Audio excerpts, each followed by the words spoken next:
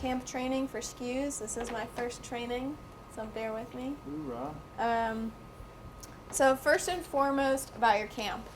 So on the day of your session 3, at 7 in the morning, you'll be given a map. And this is one example of a map that you will be given. You'll have a zoomed in map and then a zoomed out map. This is an example of the closer view. So basically what you'll have to do within those first few hours until you're bored at 1 is your security plan, your fire plan, your comms plan, and then your camp. So on this map you can locate where your camp is going to be, where your operating areas are going to be based on your session 2, whether it's LCAS, OPDS, ABALTs, whatever your operation area is, you'll have that notated on your map with your marshalling yard and your beach lanes, things like that. So choosing your area, obviously it's going to be near the beach because of your operation, whether it's an MPF, whatever. The general planning factor for camp is 1 football field for every 100 people. And 1 football field, we use 54,000 square feet. So the TA-55 is an 850-man camp. That is often... 1 football field per what? 1 football field per 100 people in camp. So the TA-55 is an 850-man camp, and that's what we will often build or plan for. So that's 680 feet by 680 foot square of camp that we can plan for. So this 100 people per football field is a little tight, but it's very realistic of what camp will be without spreading the berthing too far out. What's your minimum width and length dimensions? That's up to you. That's what you'll demonstrate on your board. So if you wanted to do, say if your shoreline was like this and you had a road going down this way, if you wanted to make your camp this triangle, you could. It's wherever you piece your Lego pieces together. So that's just a general square footage of how much your camp will take up. Some other considerations of where you want your camp to go is drainage. So you'll obviously have to think about, if it rains, where the mud will fall, what the ground is like, how your leach field will be able to soak up some of that gray water. So you want to place things in certain areas based upon wind direction or drainage. Another planning consideration, which I talked about before, is the operation area. So you want to be close enough to your operation area where you can either walk or convoy your folks for work shifts. And then last planning consideration I noted is the main supply route. So just annotate on your map where the goods will be coming in from. Possibly have an alternate route if available. That's typically where your ECP will be. So moving on to security, I'm just going to touch that briefly with regard to camp, as Lieutenant Christensen will be doing another security training session. In the camp itself, so outside of your map, you're going to draw probably on a whiteboard or some other large sheet of paper your camp layout with a detailed idea of where your berthing is, where your galley is, your MSC, BSC, stuff like that. So on that is where I pictured my berms leading up to my camp, the wire surrounding your camp, the protective wire, and just other general security measures like towers in the corner that I would do inside of camp. So for example, I used on my board, I had triple strand wire, a ditch with triple strand wire in it, a berm, and then another layer of triple strand wire, protective wire. And that's all around the perimeter of my camp.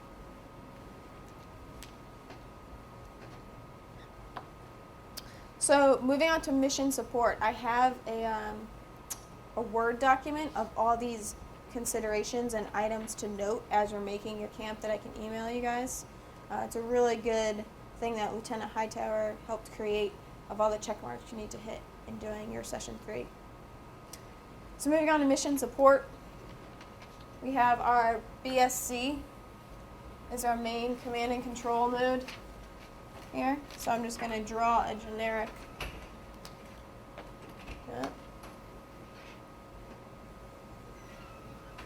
camp.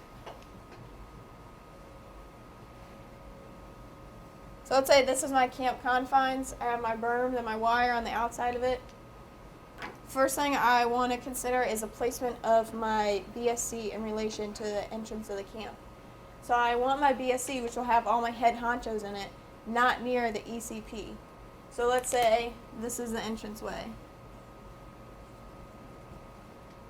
Roughly, not around any of the walls of the camp, I'll say I'll put my BSC here. The BSC is comprised of one 8-dome tent. If you've seen it out in the back 40, it's that huge dome-looking thing. And then it has fingers that you can add on the outside of it that are called 305 tents. You can add up to 5. We have 7 total that we can add. But keep in mind, you'll also have an alternate BSC. So we have a 6-piece dome that'll be away from your BSC. And that's if anything were to happen, they can seamlessly transfer from this BSC into this already set up ABSC.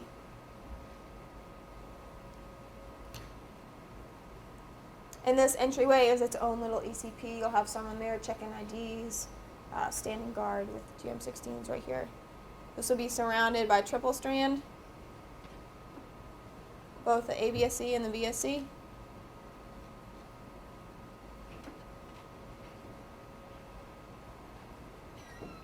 And it will also be powered by 2 GETs, which are trailer mounted ECUs that are 35 kilowatt generators.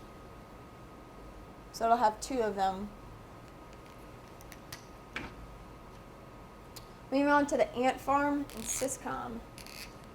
So Syscon will have all of your radios, and it will send out the wire to all of your different nodes in the tent, as you probably know, Chad. So your wire can go up to 5 miles of where you want it. So on my board, I had my Syscon right about here, and the wires were trailing all the way up to this mountaintop that was over here, and that was in order to get my line of sight on my antennas. So you can move your ant farm around where the best line of sight is, that's also protected from a security standpoint, as long as it can still be within that 5-mile radius of your Syscon.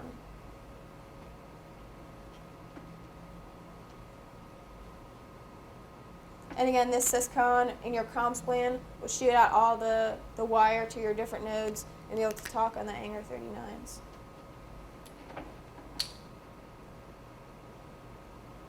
Tell them angers because you get angry at them.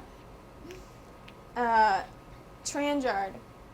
So the placement of your Tran Yard is going to be depending on where your operating area is. So for example, if you're doing something like LCAS and you're using a lot of convoys to get the people down the pier, or using a lot of vehicles to get them up to the ECP, wherever it is, you can place it along near the entranceway on either end to most readily utilize your people and your seats.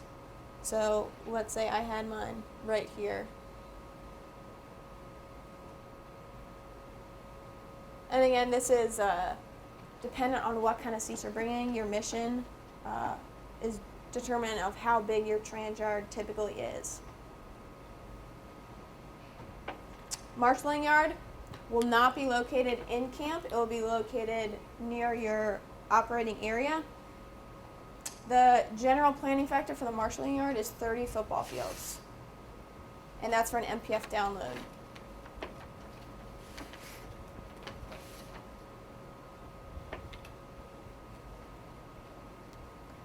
Supply yard, they'll also have an area mainly for container laydown area from the marshalling yard, taking stuff up to the camp, switching it out, whether it's food, supplies, 782 gear, whatever it is. They typically have, let's say, an area in which they would operate from.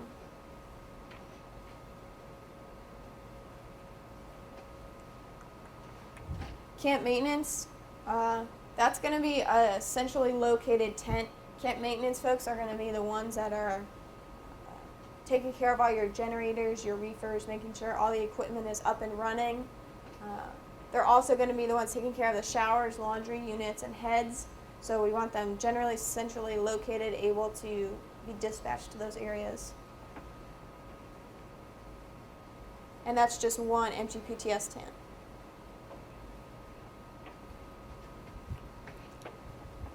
Berthing. So for berthing tents, we use MGPTSs, which are 18 feet by 36 feet, and they can fit up to 14 personnel with cots in them.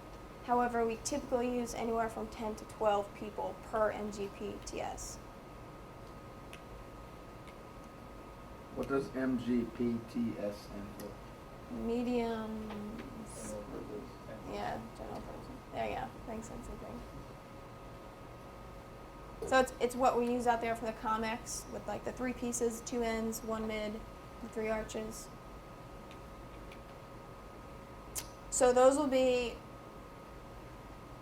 your berthing blocks here. The planning factor I use for berthing is I add 8 feet on either side of an MGPTS, and I add 4 feet on either end. The 4 feet on either end are for the wind lines that come down and you stake into the ground. Just make sure you have adequate space in between each MGPTS lined up. And then the 8 feet on either end allows for a one-way road path to go down for camp maintenance to refuel heaters or do some trouble calls, whatever it might be. You have adequate access down each row of tent. So I make mine 26 by 52 for each block of MGPTS, and that allows me adequate room on either end.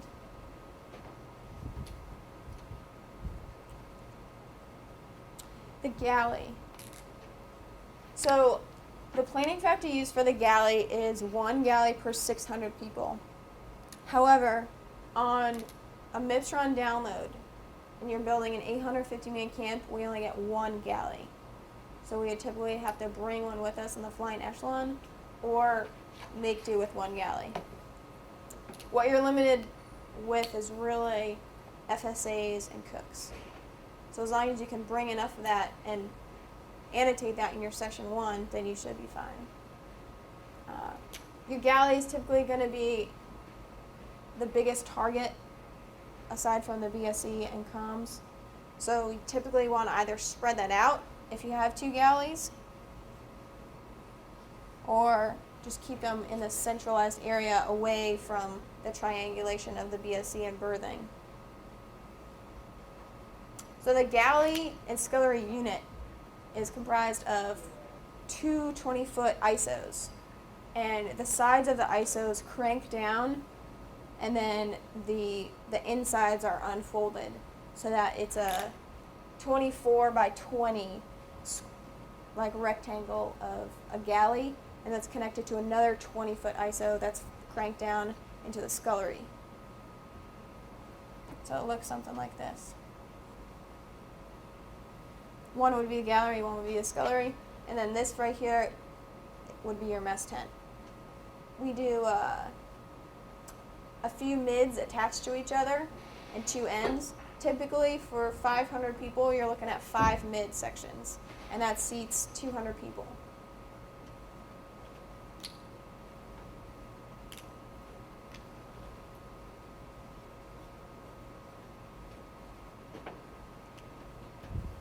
So moving on to health and sanitation.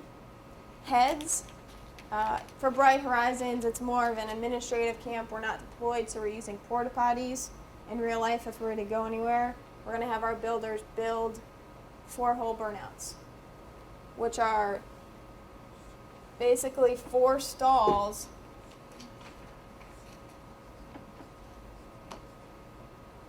with little toilet seats on them, and in the back they have a 55-gallon drum cut in half that's used to collect the waste.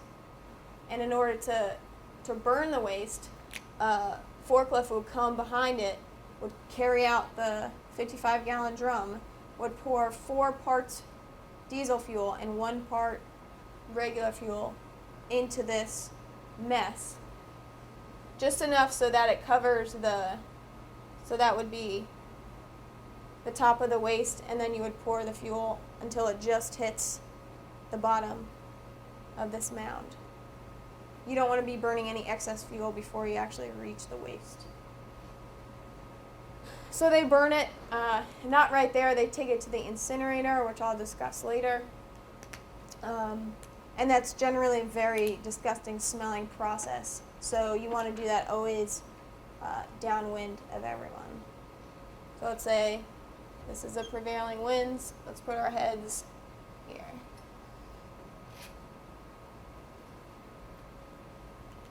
And you want these at least 100 yards from any galley or scullery, which makes it a little difficult to walk to, but you'd rather eat without smelling that than have to use the bathroom near the galley. They also have to be 50 feet from any berthing tent, so make sure this is more than 50 feet. And the planning factor for the head is 1 toilet seat per 25 people. Since there's 4 toilet seats in each unit of a 4-hole burnout, 100 people can utilize this 1 unit.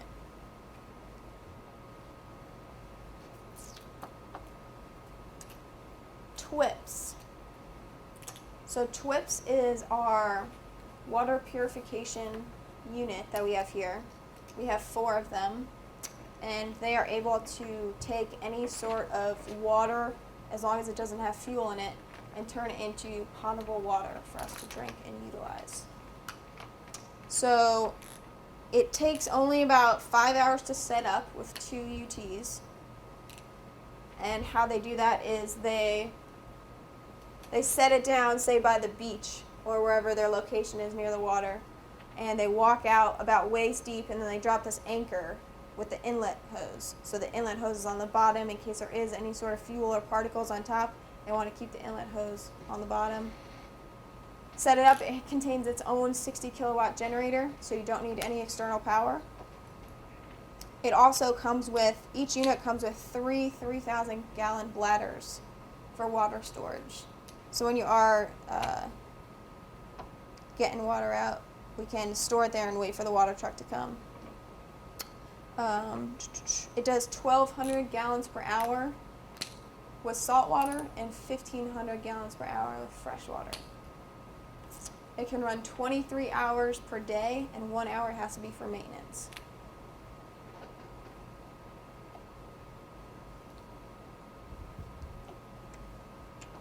Let's talk quickly about water delivery. So the water trucks we have, the levers on them are not potable, even though the water truck itself is potable.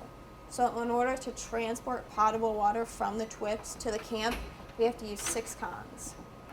So in order to use 6 cons, the 6 cons come with a pump, and we're able to pump the water into the 6 con, and then typically we gravity drain water from the 6 con, say 6 con is on top of a tricon, and we can just gravity feed that down into a freshwater bladder.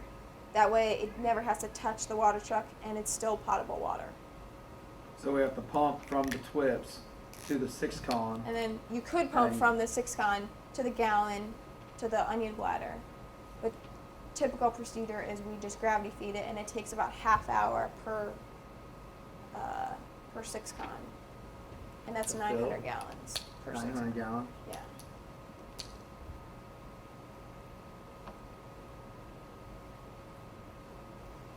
Now you don't have to do that for showers. Showers don't have to be potable water. However, most COs like the showers to be potable water just because they're not worried about people freaking out if they accidentally drink some. So showers for Bright Horizons will be potable. But showers for the laundry can be delivered by our water truck. And the Galley bladders as well will have to be delivered by 6 con just because we need that potable water. So we have our water bladders. We have onion bladders, which are 3,000 gallon, and pillow bladders, which are also 3,000 gallons. You can use gray water or fresh water for either. What we've been using lately is onion bladders for fresh water and pillow bladders for gray water, but it's really up to you. We do have 3 10,000 gallon bladders that we just found in Charlie Company, so we'll be using that for Just found? We happen to acquire them in Charlie Company, so we'll be using that for Bright Horizons in order to reduce water transfer time. Seams are still good. Yeah. It's gonna hold We're water. testing them right now. I don't know. Rats. Yeah. Okay. So moving on to showers. So showers are inside of an MGPTS tent, and there's going to be 12 heads inside each unit. The planning factor for showers is 15 people per head for officers and 25 people per head for enlisted. I generally use 20 people per head.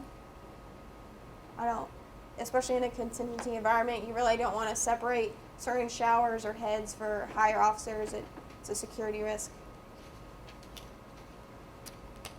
And there's 12 heads per unit of showers. So how this works is we have our freshwater bladder and we have a pump that's pumped into the shower units themselves. And it's a little plastic kind of square that you sit in, and it drains out by gravity or by pump to the gray water bladder. So it's pretty simple. Typically build up the soil or a pad for the shower units. You Just can, so you typically we get that. dig down the lines to gravity feed it, but because we haven't been able to dig lately, we just use our pumps. And it's an easy day.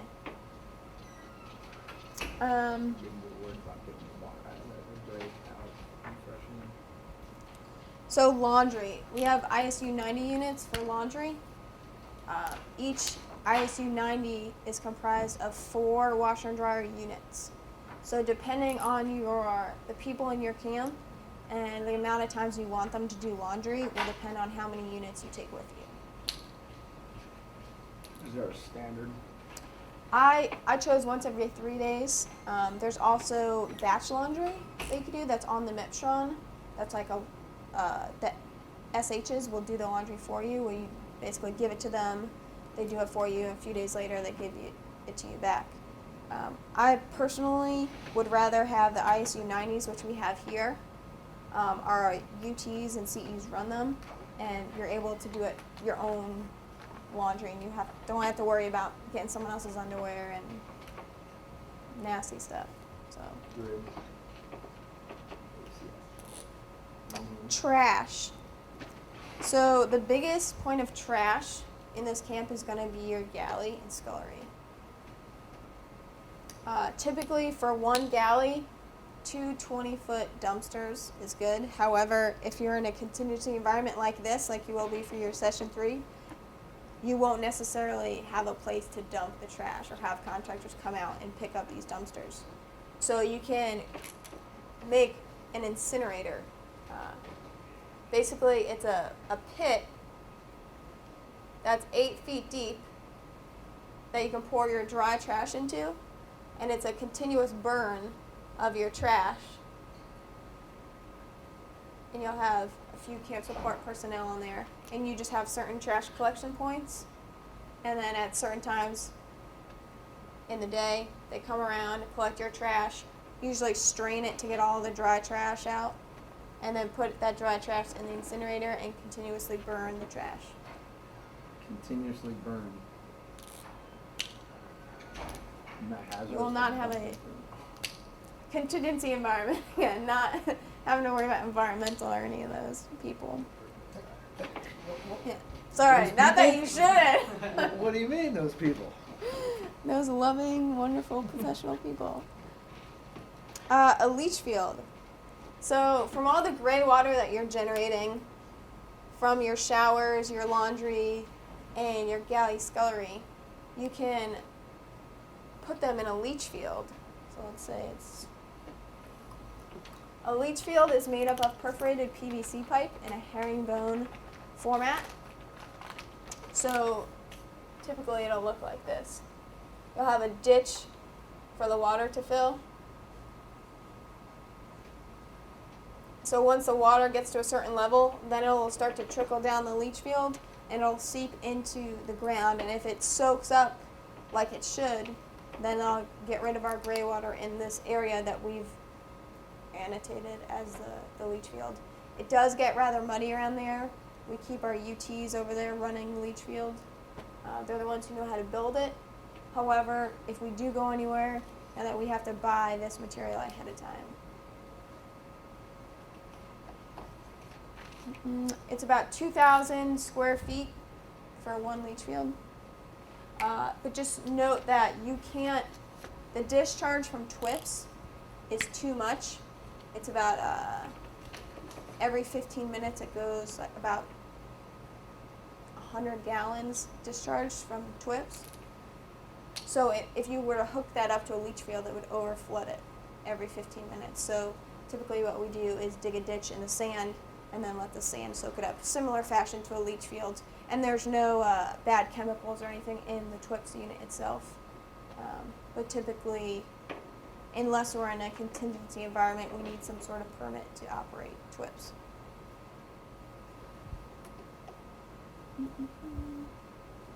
The road system. So I talked earlier about having roads in between the berthing tents. Another good idea is to have a road on the perimeter of your camp. Can you go back to the leach field real quick? How far away does that have to be from the TWIPs unit? Right, So the as far TWIPs will as be storage. like by the water.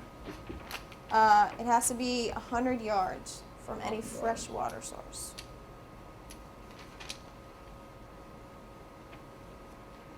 So again, what you consider a fresh water source might be different than the next person. A contained onion bladder won't necessarily be interrupted by a leach field if you have it a certain distance away. Just like a porta potty is kind of a contained head, it doesn't necessarily need to be that distance away.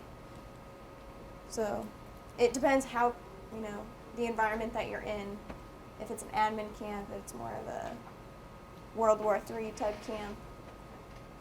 So we don't do any leach wells, because normally when you have a low percolation rate soil, we'll typically dig down into a deep well system, fill it up with gravel, and pump everything into that. We Yeah, do use yeah. gravel on top of it just to help soak it up, but And then, we only dig down. I'll have to check it, but I'm sure it's just 3 feet. If your soil has a low seepage rate, you can always extend your leach field, double the size if you have to. If your percolation rate is lower. Yeah. On my board, I had multiple leach fields. Oh yeah, no doubt. Just to save real estate though, if we start doing some pits, some wells, we're talking 50 feet deep, line it up, Yeah. that'd be- gravel down. Because we have the capability of drilling. I mean, the great thing about the board is it's your plan. So if you can, demonstrate your knowledge and say, hey, this is how we're going to do it, this is what we're going to use to do it, this is the personnel, they're on board. As long as it's a safe evolution and it'll work. So You say you're pumping to the leach field? you can if it's in a certain distance, or you could again take a water truck, pump it out of the gray water bladders, and then pump it into the leach field. It'll go there. So To the ocean or something, you can pump it out that way? not Into the quite. environment? That could be your plan. That wasn't mine, but Taking liberties a little too far. yeah. Sir. Our treatment plants do it. Yeah. Of course, I they think- treat the water a little bit better. yeah, I think the host nation might be not so happy with you, but again, it's your plan. If you can defend it and talk to it, go for it. Not that Solution, it's done bit solution. to, because they're not even treating anything. They're putting raw sewage into their water. Yay. So the road system, good idea to have it around the perimeter of the camp. Another good idea is to have it, so we're going to have reefers, which I didn't talk about. So we have 20-foot reefers and we have Tricon reefers. The 20-foot reefers are nice because they have a 10 kilowatt generator attached to them, and you don't need external power from Alpha. They take generally about a day to cool down to temperature, and we can use them as either refrigerators or freezers. So it's a good idea to have roads going on either end of these, because one end is the open end to deliver food into, and the other end is the generator end to refuel. And then generally where you see fit, just keep in mind camp maintenance. having to get to certain areas, having to refuel the generators with alpha, having, just certain access and easy access for people in order to walk to bathrooms or showers, things like that, that make life a little better. Electric plan. So I talked earlier about the 2 gets on the BSC. There'll be another 2 gets at the ABSC.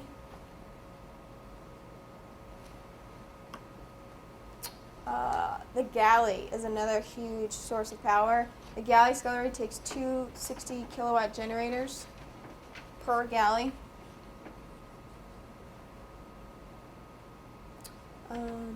Syscon. Depending what kind of comms you're running, you'll need anywhere from a 30K to 60K to 260Ks. So for example, for Bright Horizons, we're running a lot of comms because it's all the beach group that we're providing comms for. So we have one 60K that's going to be running Syscon, but we're going to have another 60K that's running in parallel with this in case it were to go down, because Syscon, along with the BSC with the 2 gets in parallel, is such an important node that we can't afford the time it would take to get another generator there, switch it out, or even just to do maintenance on one of the generators. It's an easy fix to switch it to the next one. Both Syscon and the BAS, which is medical, are going to be your mechs, which again, like I discussed with the Galley, is the 20-foot ISO, cranks down the sides, and it's this mobile container.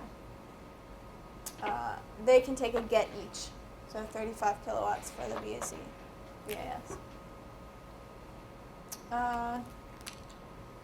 Berthing power. The only power you'll need for berthing is for light strings, and generally speaking, for every 60 tents, you need 60 kilowatts. Again, that differs if you're going to bring ECUs, which are typically not used for berthing, although if you're being really nice to your troops and you decided to provide them with air conditioning in their berthing tents, 2 ECUs requires one 30K generator, so it would be an extremely high power source that would have to supply power for your air conditioning to the tents. How many gets do we have? We have 8 gets total.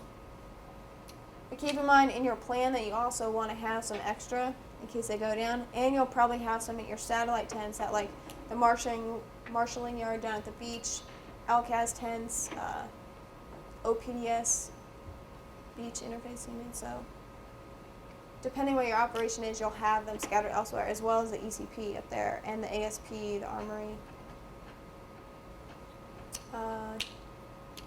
We have 60Ks, we have 30K generators, 15K, and 10K generators.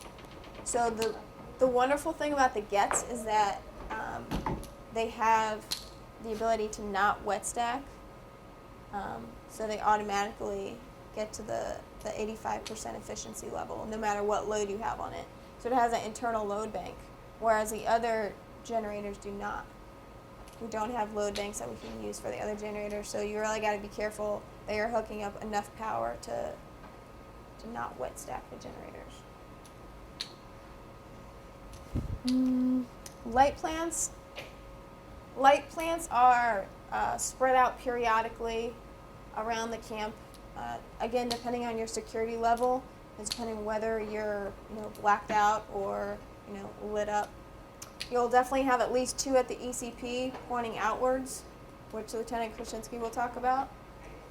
And then you'll want some down at your operating area because you probably will be running 24-hour ops. Again, it's just up to you, depending where you want to place them. The major nodes, BSC, Galley, tents. And then same thing with water bowls. Place them definitely one by the BAS and one by the BSC for water bowls. And then the other ones just spread out however you see fit. Is there an illumination factor that we have for the light plants? The one I used is 300 feet.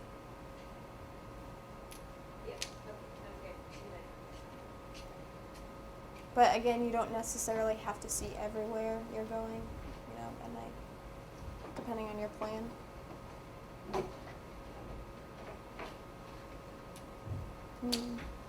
So that's pretty much it with camp. Lieutenant Mike Hightower, Charlie Company Commander. Been in that job for about 4 months. Previous to that was an Alpha Company and Headquarters Company in the Ops Shop. So I had a unique opportunity to bounce around the command and get some insight into various different things. They asked me today to deliver some camp training. I'm the camp czar, being Charlie 6, the resident expert, so to speak. What I will tell you, it's more of a groupthink thing that goes on when we go to set up a camp. We don't really have an expert here. We've got people with a lot of knowledge, but not necessarily a lot of experience. So we definitely plan together, and I've gone through a lot of planning with several of the other JOs through my SCWS process. We continue to talk and improve these things. So as I step through this today, feel free to interject, ask questions, go over some items. I've provided some handouts that I'm hoping for the reserves that we can provide that as well via email. I'll send it to you so they can send that out. That is my personal, what I call cheat sheet on top. I made a spreadsheet with just a bunch of information for SCWS in general. For today's topic, we'll focus in the top right-hand corner under camp. I know it's small. That's just how I like to roll. I like to make it small like that. I still have good eyesight, so while I have it, I'll make things that I have to use it for. But this is yours to use. Keep in mind there may be things that are incorrect on here or that have changed. I know one specifically, the middle section that highlights a lot of the TOAs, the TA55, PO1 Alpha, TA67. That came from an old brief and some old information. So you may want to take it upon yourself to update this spreadsheet, and if you want it, I can provide it to you electronically as well, and you can just continue to improve it from there. But hopefully it provides a good baseline of information that you can use as you step through your SCWS study process. So with that, I'll kick off the camp training. It's myself and Chief Martinez, who's my Charlie 5. He will be providing the training next week. This week I'm going to focus on the camp itself, what it is, the purpose of the camp, priorities of work when you're going to set it up, considerations, planning factors. And next week, Chief Martinez will provide the training and actually step through the development of a camp, draw it on the whiteboard, maybe provide a PowerPoint of an actual camp. So that's how we're going to break the training up. Purpose of a camp: command and control and sanitation. Sanitation is a big thing that's typically overlooked. A lot of people don't think about that. How do you prevent the spread of disease throughout your force as you're going into a tactical environment? You have to set up a camp. You have to separate your berthing, provide your showers, provide your laundry, provide your 4-hole burnouts, your heads, all of that stuff that keeps people clean and minimizes the spread of disease. That's the importance of your camp here on top of command and control. So your priorities of work when you're going into an AOR: security, comms, sanitation from a camp perspective. You've already had a security training with Lieutenant J.G. Kennedy. He's provided that information. So I'm not going to get into a lot of detail on your security sweep and what you do when you come into an area. That is part of that other training. We've also had the comms training as well. So you come in, secure your area, that training's been provided. Now you're setting up your comms, command and control, getting that established, setting up your COC, your ACOC, your SysCon, your ant farm, getting that up and running. All the while your troops are sleeping in your 2-man pop tents. So you're not setting up your big berthing tents yet. You're not setting up your heads and showers. You're kind of just in that austere environment at the beginning, making sure you've secured your site and that you've established comms for command and control in your AOR, and then you start moving into the camp buildup for sanitation purposes. Your berthing, your BAS, your 4-hole burnouts, and things of that nature. I'm going to jump here in the middle. One of the other handouts that I provided, the definitive tent camp layout gouge. This is not my doing here. I'm not the brainchild behind this. I found this online. I believe it was from one of the CBMUs. Somebody had put this together, but I found it very helpful as I was stepping through my SCWS process. It was a very clear and concise and orderly way to think about a camp and the things you need to do when you go to set something up and you move into an AOR. I will tell you that Fitz, when you went through, did you use this as well? Yes. So 4 of us that recently went through the SCWS board literally went verbatim off of this. And that's the way I want to present it today, because that seems exactly what we should be using as you go through this, because it is a very logical progression of events. And you literally list it out on the board, in your SCWS board, and you start stepping through. I've come into this AOR and I'm securing it, and I'm doing this and I'm doing this, and you just step on down the line and it outlines it for you right here. So it provides that logical progression for you to be able to brief from during your SCWS board. So what I've laid out here on the board is provided in here, this pyramid scheme, so to speak, of what your priorities are and how things go. Keep in mind, some of these things would go on simultaneously. Some of these things may not be in this priority based on your certain situation or your AOR or whatever your mission happens to be. This is just a basic synopsis for planning purposes on what should happen. So we've already talked. You got your security sweep up top. Most important, come in, secure your area, make sure you're safe. You got your weapons teams in place. You've got your quick react force in place. You have secured your area. Then you start setting up your barriers, your COC, and providing water to your personnel. I've added here on this line your medical and your SysCon.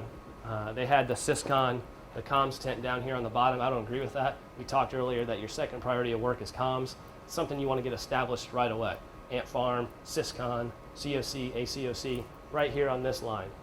Stepping down, checking for and establishing your mortar locations where you're going to be able to supply indirect fire and where you're going to potentially be receiving indirect fire from. Make sure you're setting up your camp to mitigate potential impacts from mortar fire from the enemy. ECP, Alpha being the Tran Yard trans element, where you would set that up. Heads and supply and TOA, so where are you going to be doing your PGI, your personnel gear issue, how can you resupply folks if things get broken, lost, things of that nature. And then next line you have your armory, ASP, enemy prisoner of war. Who knows where you would set your enemy prisoner of war location up? Where would you put that in your camp? No takers on that one. Your ECP, Next to your ECP. Why is that? because that's when you bring them in, you're gonna want them. That's where you're gonna be searching them and Mhm. all that stuff. When I bring them through camp, and the ECP is always like 500 meters or whatever away. Correct. From Keep them away from your camp. Don't allow them to come into your camp. It's not something you want to bring into your environment. Also, at our level, the NSC camp and what we're doing from our operational perspective, we'd be engaging with higher headquarters at that time. If we had an actual enemy prisoner of war, somebody stumbled upon on our beach, we found them on a patrol, whatever it happened to be, we bring them back to our camp. We would secure them, make sure we run through the proper procedures, and then hold them close to the ECP so they don't get in, and it's easy to get them out when higher headquarters comes to provide support. Alternate COC, berthing. So with berthing, again, that's the MGPTS tents right now. We're moving to potentially some new tents, some 305s. They're a little bit smaller, a little bit more comfortable, but that's farther out in the future. So right now in our TOA, we still have the MGPTS. Ant Farm, so for the MGPTS, that will go up later, 12 people per tent. That's your mass berthing that you would provide in your camp. Initially, you're going to be in your own two-man pop tent, which is part of your 782 gear issue. As you go out and deploy, you'll bring your own tent with you. You'll be popping those up until your berthing starts to get set up within your camp. Ant Farm and MLO. MLO, what's that for? Material liaison officer.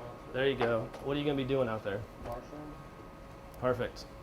Generators, alarms, those alarms, we're talking about CBR, going through CBR and making sure we set that stuff up and establish it in the right way. And I'll go through some more details from this spreadsheet about the planning factors, about the alarms. So I'm just kind of keeping it general right now for the pyramid, and we'll go through the details a little bit later. Our laundry units. So quick note on our laundry units, we currently have 4 ISU 90s in our TOA. It's not in our TOA, excuse me, 4 ISU 90s on site right now. Those will be phased out. We're going to Tricon units. So our end state will be 6 Tricon units, 4 self-service Tricon units and 2 batch units. So the large washing machines where you can throw in a bunch of gear and wash a lot of laundry at one time. So that's what we would deploy with once that set comes in permanently, and I believe that's supposed to happen next year. But for now, if we were to deploy right now, we've got 4 ISU 90s. What's the benefit of ISU 90? You might know? Put them on aircraft. Put them directly on an aircraft. It's 463L palletized already. That's how it's built. Slides right in. You don't need to put it on a pallet. It goes right into the AMC aircraft. Showers, Leech Field, MWR, and Galley. Obviously, MWR being near the bottom of the list. Yes, it's nice to improve morale, but you're going into an austere tactical environment, unsecured area. We got to get in, make sure we do the right priorities of work, and then start supporting and supplying those types of functions after we move through that process. So that is all of these items here listed in a pyramid type format, just to be able to conceptualize how you would actually step through. And again, everybody's plan is different. You just have to own your plan. When you go to brief your SCWS board, this is my camp, this is my security plan, this is where I'm putting my weapons. You step through that process, you own it, you describe why you're doing what you're doing, and be able to explain why you may have deviated from something here. Maybe your terrain wasn't conducive to having this in this place, or doing this first, or you had more security because adjacent, whatever it is, make sure you brief it and explain why you deviate. So that's the basics of that. I don't want to step through and read word for this. Again, I think we can provide the reserves an electronic copy of this item, and they can go through and get the additional details of what these items are. You guys all have it in hand.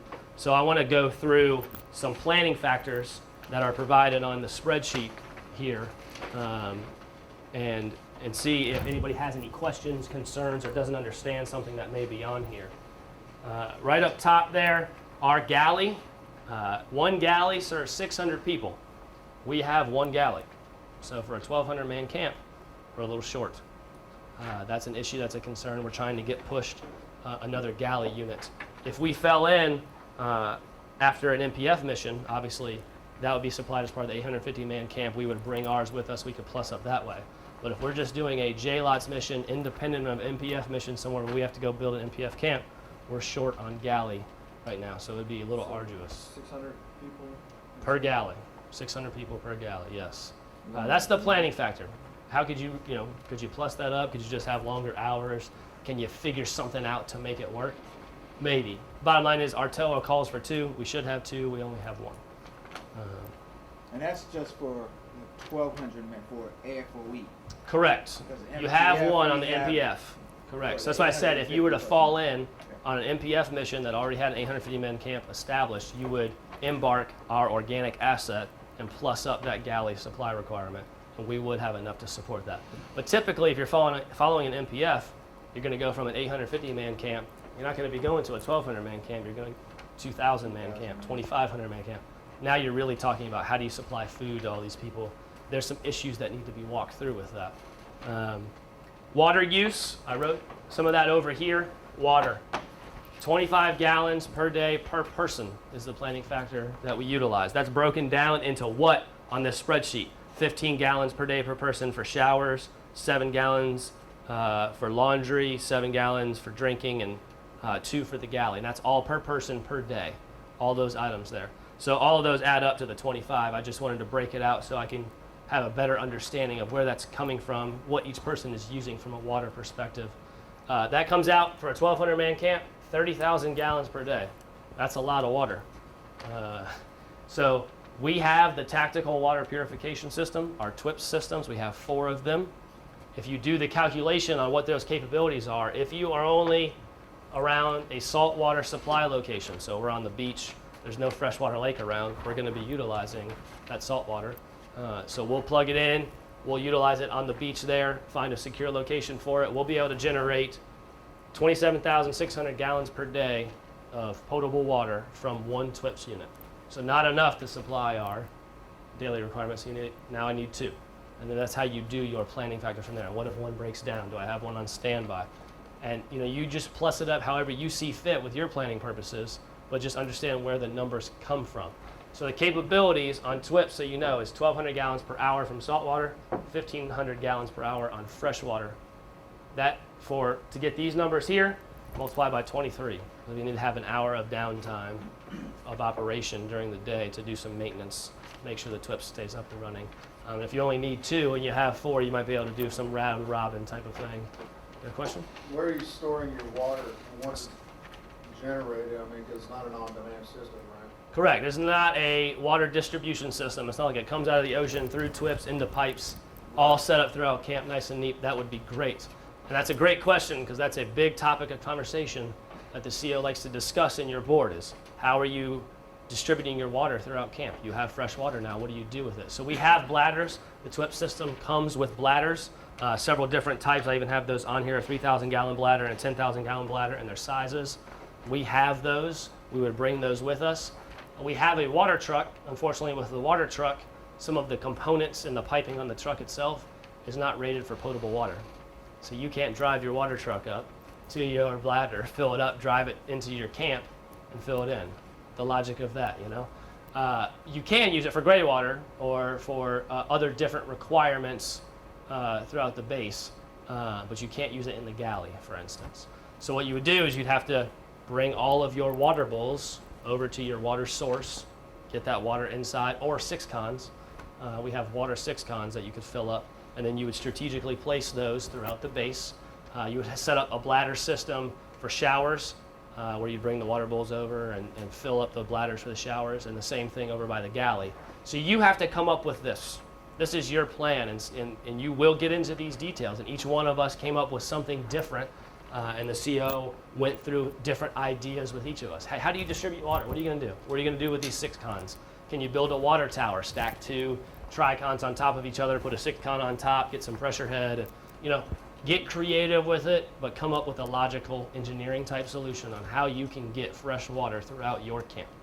If you're using TWIPs by a saltwater source or by a freshwater source, it's going to be far away from your camp. It's not going to be right next door, particularly on the beach, because you're typically going to be set back farther from where the surf zone is, maybe next to the marshalling yard, behind the marshalling yard, wherever it is. It's a good ways, so that's going to take a little while. It has to go into your planning of, I'm driving my trucks over here, there are going to be water bowls on top, I'm going to be pumping it into the water bowls, I'm going to distribute it here, and you just show that on your map, show that in your camp. Here's where all my water bowls are, they're here because this one's for berthing, for potable water for drinking, this is where they'll fill camelbacks up. Here I'm putting bladders for my galley, here I'm putting bladder for my shower, here's for my laundry unit, you know what I mean? You step through that process. Is that enough detail? You good with that? Twips, Mm-hmm. it's desal. What do you do with the salt? Oh, the system itself, there is a discharge point, excuse me. There is a discharge, and I can set up a training, if you would like, to come down to Charlie Company and have Constructionman Mays, he's our resident expert in TWIPs, go through the TWIPs system. It's a self-service 20-foot ISO unit that does everything internal. The bladders come out of that. You set the bladders up, has input and export functions. The effluent. He's staying in camp next week. You'll hopefully get over and be able to see it. But there is an effluent and a discharge point on the system itself, and we would discharge that back. I think it goes back into the ocean. Don't quote me on that, on how it all works. I recommend I know you're going to be in camp, but you guys, if you haven't seen it yet, next week's a good opportunity. Yeah. TWIPs will be up and running. It's at the water treatment plant here on base. It's part of our, for this camp RMT. We couldn't do it over here locally for environmental reasons, but because of the discharge. Well, that's why I asked. Yeah, because of the discharge. But it is on base and it will be set up for the RMT, so if you could get out there, that would be definitely beneficial to take a look and get eyes on. So that's your water. Where was that? So that water use we talked about, water storage, we talked about the bladders there. Power requirement. You can run a 600-man camp from a berthing perspective with 160 kW. That just powers all the light strings for a 600-man camp. So for a 1,200-man camp, you need 2. Got that right here. 2 60 kW for tents. For the galley and the scullery, we have 1. I wrote 4 60 kW. That's if you actually had 2 galley units. So you need 1 for the galley side and 1 for the scullery side. You hook them up, and they definitely need their own. We tested that at our FTX in the spring, and we did find out that it does consume enough power to require both of those units independently. 160 kW per shower, so per shower unit that you set up. 2 gets, and does anybody know what GET stands for? Come on, there's a couple folks in here that should know this. Generator, external, something. I'm pretty sure it's generator, environmental control, trailerized, or something like that. It's a trailer unit on wheels that you can tow behind you that has an environmental control unit inside of supplies, AC, and it has its own generator and load bank inside it. So it's a high-speed piece of equipment, really nice. And then, so you'd have that GET for the BSC and the 2 GETs for the Go BAS. back to the galley scullery. You said 2 per unit, so that's when if we have 2 galleys and 2 sculleries. Correct. That's why you would need 4. So for us, So right now we right just now use we 2. would have 2, because that's all we have. 1 and 1, exactly. Exactly. 4-hole burnouts. Anybody know what a 4-hole burnout is or how it's put together? We had a lengthy training from the CEO on this, where he actually talked to us about these 4-hole burnouts. Does anybody know? Pretty solid waste, isn't it? It is. It is. It's essentially You- an outhouse. it's an outhouse. 4-seat outhouse. Correct. What is it? A drum? 2 is 55-gallon 55-gallon drums, drum, cut in half. and So you got to drop take it. 2 of them, cut them in half, and well, you would take 4 of them, cut them in half, unless it was sealed on both sides. But lay them down, has little steps, build Got a up. seat, a little box. That's It's right. like an outhouse. Very interesting contraption. We are phasing those out of the TOA, fortunately. Seems somewhat archaic to have something so basic out there, but it's better than going in the open field and digging your own holes and all that stuff. So you would have a burn pit within your camp. That's something you would definitely be setting up, not listed on here. So there's not everything is listed here. Keep that in mind. You need to be thinking ahead too. So how am I going to dispose of my waste? How am I going to dispose of my refuse? Where is all of this going? I have a burn pit. Where would I put that? Is it upwind, downwind? Which side does it go on? How do I do all of that? Talking to some of your guys down in Charlotte, they were saying that for the 4-hole burnouts by the berthing, you would have a burn pit for those because it's close distance to take and burn. But for the ones that are further away, you usually burn those right. You pull them out and burn them right there in the local vicinity. We could do that. You have to make sure you have the planning factors in place. You're not too close to something that you're not supposed to be by, upwind of something. Sanitation again, Yes. big component. So, but yes, and that's strategically placed. I put this in an area where I don't have to take it out and put it to a central location. I can burn it on site. I take my barrels out. I do my burning there. I put them back in. Unless you have extra barrels and you swap them out. You swap them out. Whatever you got to do. But those are things you need to be thinking about as you set your camp up. So yeah, it was an interesting training. Skipper talked to us about what it was. He drew pictures of it. What was interesting was the burning of it. Remember when we talked about how you burn it? Kerosene. So a lot of people think you just fill the drum all the way up with fuel, with diesel, and burn that. And he talked about how no, you just put a very little bit. You want the solid waste above it, above the fill line, so to speak, so that as it's burning that solid waste off. If you just drown the solid waste, all you're burning is the fuel at that point. You're not really getting any benefit out of that. So it's an interesting component thing to think about. It's something that may come up on your board, so now you'll be able to speak to that. Here's what a 4-hole burnout is. I take it to a burn pit. I'd fill it up with a little bit of kerosene or diesel fuel, and You want to consider if you're going to need access with the forklift to Correct. pull those barrels Yeah, out. so I have over here one of the things that I'll close up with is considerations and talking about how you get traffic flow and roads. How you get around your camp. Where do you have your 4-hole burnouts? Can you get vehicles in there? Can you get forklifts in there? Are you able to maneuver around with big heavy machinery? All that kind of stuff is something you need to be thinking about. All right, MGPTS. Who knows what that stands for? General purpose tent system. Modular. Modular general purpose tent system.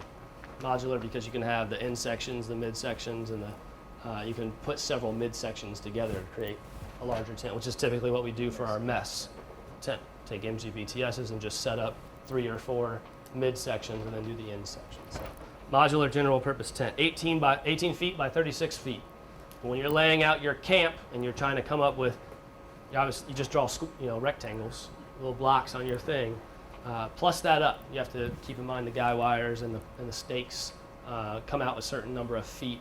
I think we did 25 by 50, which just seems very large, but you figure about 7 feet on each side. Pluses up for all the wires that come out and the stakes, and then just draw that as your rectangle. Make your rectangle 25 by 36, and just explain it. The rectangle is this size. My planning factor was this for all the stakes. So here I've laid out all the tents that I need. You just talk through why your camp's laid out that way. Showers. I have that information up here. So if you had a 1,200 man camp, how many showers would you need? So the planning factors for showers, you have 12 heads per unit, and you have an opportunity right now in the back 40. We've set some showers up. We'll have them up for the RMT. We'll be utilizing them, so feel free to go take a look. But 12 heads per unit, and then the planning factor is you have 15 people per head for officers, and 25 people per head for enlisted. So I just averaged that out and said 20 people per head. And you don't worry about male, female? You would. But that's a consideration I have over here. Female birthing, showers, heads. You have to keep that stuff in mind. So when we just say planning factors, you do all the math and you throw it down on paper. Oh, well, how many females do I have now? And do I need to separate that out and plus up a tent? Or actually, do I make this 6 shower units now? Because you know what I mean? Those are things you have to think about. So you would definitely want to separate those functions. So I use 20 as the average between 15 and 20. I think it was 15 and 25. Yeah, 25 for the enlisted and 15 for the officers. Get 240. And then 1,200 divided by 240 gives me 5 showers. 5 tents, shower tents. 5 shower tents. So if you go inside, so we set the MGPTS up around it just for privacy, really. The tent is a self-sustained unit, so it doesn't require MGPTS for anything. So you actually plussed up right there because you took the average. Correct. Using 15 and 25. Correct. 15 on officers. There's what ratio officers to? It's 15 people per head for officers and 25 people per head What's for the enlisted. ratio of officers to enlisted? Oh, it's much smaller. We definitely plussed up by So taking you're the average. definitely- You definitely plussed up by taking the average. We got 22 Because we got 22 officers and 400, approximately 370-ish. But when you look at the 1,200 man camp, you're not just talking about our battalion. You're Correct. talking about your adjacent units, your supporting units. type Well, you can have Fib 1, you'll have reserves. I mean, it'll be plus enough. ratio is gonna be relatively the same. Right, exactly. Yeah, the ratio will be there. So you're still plussed up. The officer ratios of females, there's a lot of female officers just on our battalion. Here, yes, Yeah. which is, I mean, it's a very interesting thing. You have to The keep in mind. dynamic Is because if you're looking at 15, but, Correct. you know, I'd say, are we at 50% female? It's close I in mean, our wardroom, yeah, absolutely. so You'd have a just special our battalion- consideration for our battalion. We may need to have, they get their own shower tent because they have such a large number and that. So absolutely, everybody's situation is unique. Your operating environment is unique. Your camp is unique. You take whatever information is given to you for your SCWS board and you make a plan accordingly based on what your circumstances are. Any questions though on the showers or how I came up with those numbers or what that means there? The Leech Field, that information is on here. I encourage you to go into ABFC view and take a look at that. There's a lot of details in there. You can see the drawings of how it works. What was that site? ABFC view, Advanced Base Functional Components. That's where you can go see our TOA. So that's one of the things I was going to recommend at the end of my training here anyway. I'm not going to get into the details of our TOA as part of this training. If you have questions for me, I'll be glad to answer them, but I'm not going to go line by line of this is how many tents we have, this is how many this we have. You need, when it's your time to board, to review our readiness brief and to review ABFC view and our TOA. And that'll give you the most up-to-date current information at your time of board of where we stand. Here's what the TOA says we're supposed to have. Readiness brief will give you an idea of where we stand with respect to what we're supposed to have, what's up, what's down. Hey, maybe we're short on this. We can't deploy with that. I need to go borrow it from another unit. And you would bring that information up in your board. So I need to embark this, but right now our wretches are down. Our CalMARs are down. I need to go to BMU, or I need to go to the Army to request support. Whatever it is, you come up with a solution on what you can do. But you need to check that information around your board time so it's the most current, most accurate, and up to date. Planning factors up top in the middle there. Galley to trash, 100 feet. The galley needs to be 100 feet from a trash source. Galley to shower, 100 yards. Galley to toilet, 100 yards. Fuel to anything, 50 feet. Toilets to berthing, 50 feet. Toilets to water, 100 yards, and trash to water, 100 yards. Those are very basic items that the enlisted boards go over. Your tests and quizzes go over that information. But again, I wanted to make a centralized source of information. Quick reference, pull it out of your pocket, here's everything for you. Oh, so we can bring this on the board. You can. And when you talk, back up can. on that, the toilets to water, that type of thing is your water source. Be Correct. specific about that. Correct. Not water bowl, not Right. water 6 con is the It's your water TWIPS source. It's or the it's- or the body of water. Right. your water. I would say you'd table. have to be careful with the water bowl too, because that's technically your water source now, because there's no distribution system in the camp. The source is the ocean. Correct. You use Yeah. TWIPs to generate a bladder. Correct. There's no difference between that bladder and a water bowl. It's just storage of your potable water now. So I would. How big your picture is though. I mean, you need to define your system as to what you're calling your source. Correct. Because you could just take your tents, your showers, and you have a bladder for that. Now that's your system. Correct. Yeah, and the point I'm getting at is just groundwater contamination. That's what you're trying Correct. to make sure you're Correct. avoiding is Which is from not- your leach field Correct. versus your water source, that type of thing. Correct. And yes, you can bring this on the board. You can bring a lot of information into your board. I will tell you, know this before you go into the board. Yeah. Very limited opportunity to review this. Now, some things do come up, a question here and there. Sir, I have that information. Quick reference look. You know where it is. You know what I mean? If you go in blind, though, they'll know it right away. They'll know it right away. You'll get 2 or 3 questions in, and you're constantly going, it's this. It's this. Not going to work out well for you. So have the information at your disposal. Rattle it off. Boom, boom, boom. Oh, I have that one. Let me look real quick. And particularly on the embark side, a lot of questions come up on the embark side. That's on here. How big is a C5? How many people can it carry? What runway length are you required to have? Got all that information on here. So I put more on here than just the camp stuff. Today's training focuses on the camp, but feel free, like I said, take a look at this thing, plus it up, make it your own. I hope it helps somebody else as much as it helped me, because this was a great point of reference for me during my board process. There in the middle, raw water, wastewater, potable water, brine water, filtered water. This is the color of the hoses. That's what those colors are. That's how they would be marked out in the field. Chlorination and superchlorination, that's definitely something that comes up sometimes, just understanding that process and what it is. Medical gets involved with that to test the water. 5 parts per million for chlorination and 100 parts per million for superchlorination. After 30 minutes on chlorination should be down to 2 parts per million. Who tests that? I'm sorry. Medical. Our medical department. Our medical department, yep. So that planning factor is there for you to study and learn. I talked about already how you're going to need to update the TOA information that's here, the TA55, PO1 alpha. Some of that's old, needs to be deleted off. Just take a look at it yourself and update it accordingly. And then on the right-hand side there is this other sheet that I handed out, listed in smaller form. Just that priority of work, that step-by-step process. And like I said, I literally took that when I went into my board and wrote it down. And I checked it off. That was my briefing plan. Because there's no deliverable on camp session when you go. You're going to be talking about the security, how you secure your area, your weapons employment, and then you're going to have your camp drawn on the board and you're going to talk to it. That's your deliverable. So you're going to be working all day, drawing your overlays for weapons, for comms, and then drawing your whiteboard camp layout, and then briefing that to the skipper, XO, and whoever else is on your board.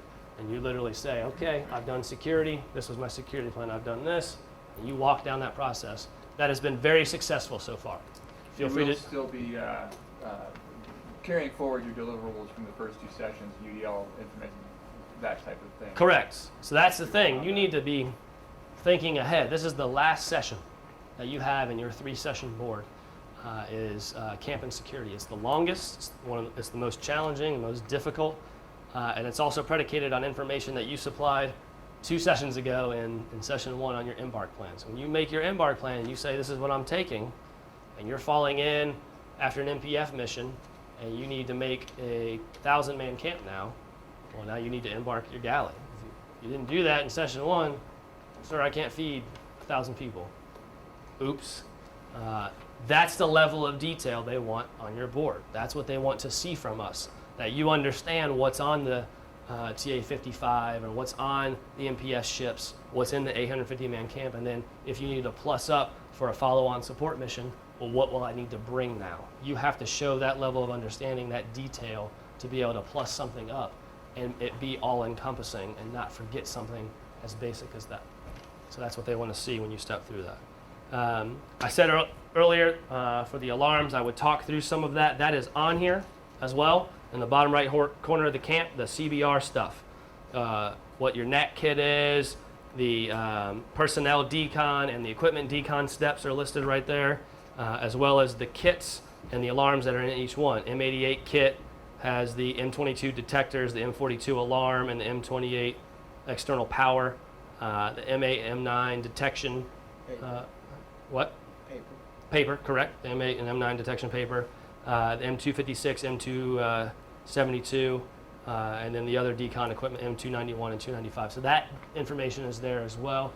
You speak to that. Here's where I set up my CBR. I use this kit. It's set up this way.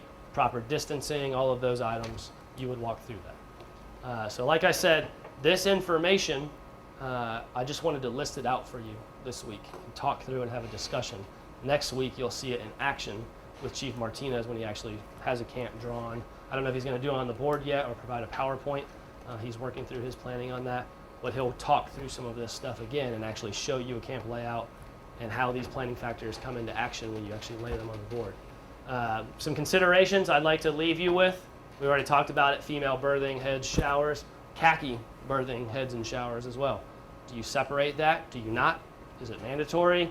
What do you want to do? I mean, this is, again, your camp and your plan. If you have a reason for not doing it, explain your reason. I don't feel I need to do this. I'm in an arduous environment. Whatever it is, I separate it. That was my plan. You know, I have separate berthing, and I'm going to do khakis here. That's how we've done it at FEX. But you're not required or mandated to do that. It just is your own personal planning preference. Comms setup, how you have the comms platoon, understand how our battalion operates. We got people that come out of each company when we come onto a site.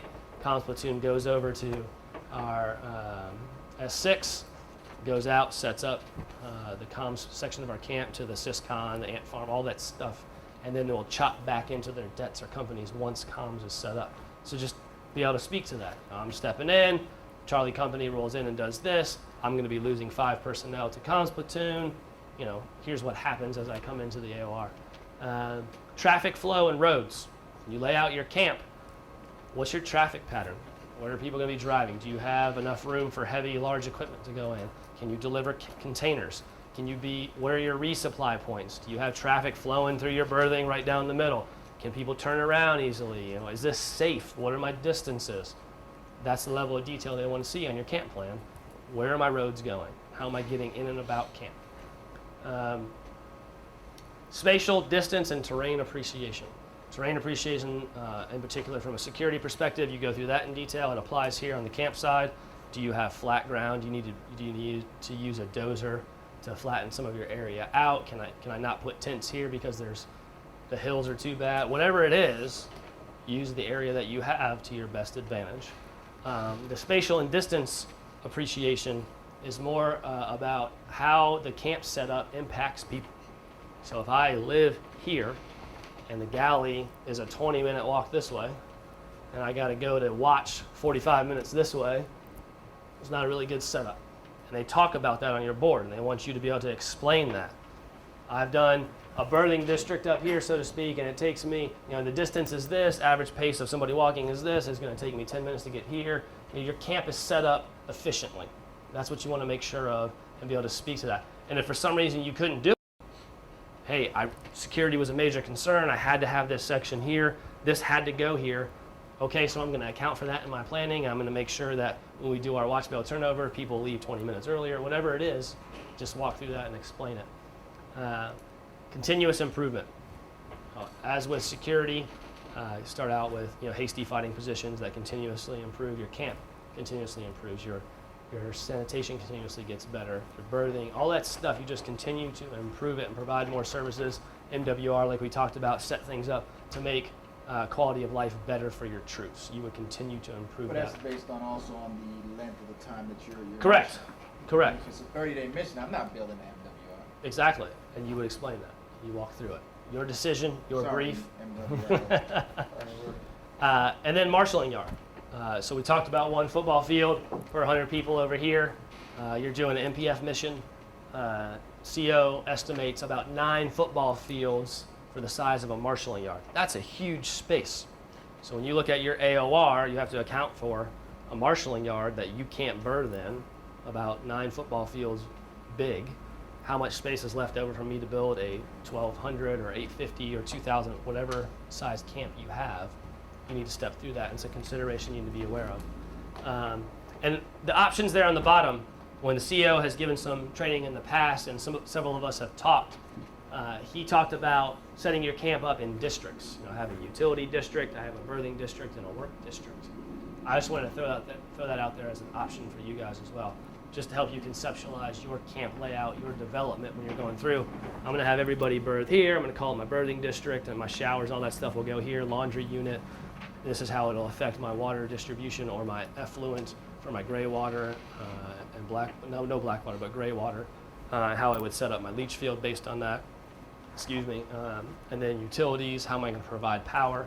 Power distribution, water distribution are two big things that he wants you to speak to at length in detail. So we've already talked about the water distribution one, with how we get water with TWIPs and how you would distribute throughout camp. Power distribution is another one. Are you using a centralized distributed grid? Are you using a localized grid? Are you setting up generators outside? We don't have the capability. There was a lot of discussion that went on. Can we set up, a central utility district and daisy chain all of our generators to provide a centralized distributed grid? The answer is no. Our generators are not set up to do that. You can hook two together, but it's not going to be like you have 10 generators set up in one place, and if a mortar takes out two, it dynamically switches power and still provides on another grid somewhere else. We cannot do that. So you will have a localized grid, most likely, of I'm going to place my generators at the point of use. So my GET is going to go over by my BSC. My 60Ks are going to go over by my Galley. And you spread that out throughout camp. If you can come up with a way to still have some centralized distribution and it works, and you've gone down and you've talked to our guys and you can explain it, great, no problem with that. But you have to walk through that process. And that's really it. So what I want to leave you with, for the folks that are local here, TWIPS is going to be set up, showers are set up. You guys, some of you are going to be living in the camp. Take that opportunity to learn some of these things. Come down to Charlie Company and sit with and walk through our spaces with the SMEs that are down there.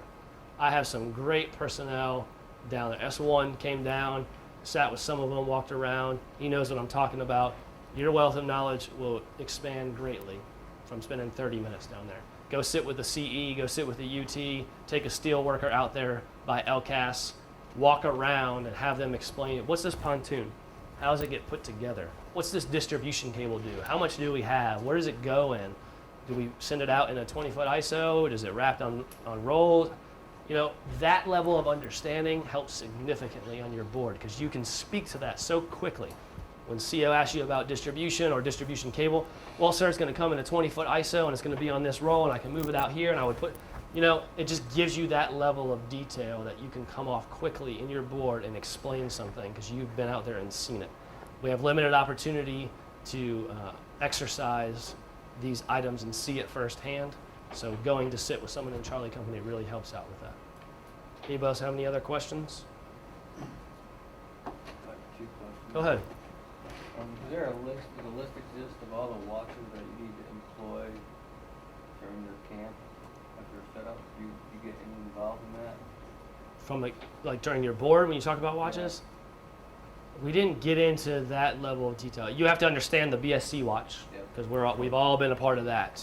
And I think you need to have a basic concept and understanding of my Tran Yard's going to have a watch, my Syscon's going to have a watch, your armory and ammo supply points will have a, you have to understand that, but we didn't talk about timing or I'm doing a 4-hour watch here.